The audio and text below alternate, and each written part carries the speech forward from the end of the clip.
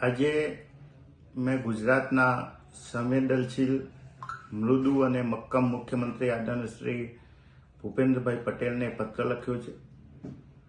પત્ર એટલા માટે લખ્યો છે કે છેલ્લા ઘણા સમયથી ગુજરાતના ખેડૂતોની પરિસ્થિતિ પડ્યા ઉપર પાટું જેવી છે.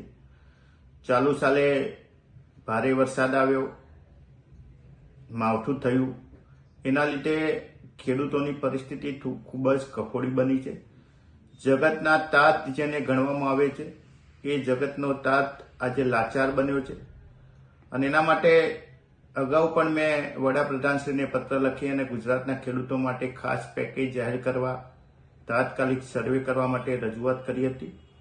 હજુ સુધી કોઈ કાર્યવાહી કરવામાં આવી નથી.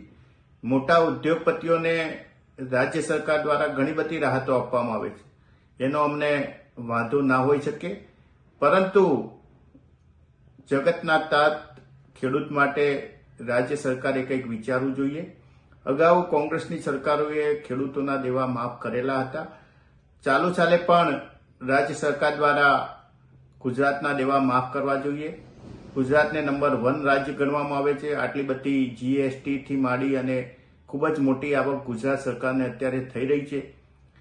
જો ખેડૂતોના દેવા માફ કરવામાં આવે તો અમને ધારાસભ્ય તરીકે જે પગાર મળે છે એમાંથી 2 પગાર અમે આ ખેડૂતોના દેવા માફી માટે આપવા માટે પણ તૈયારી બતાવી છે.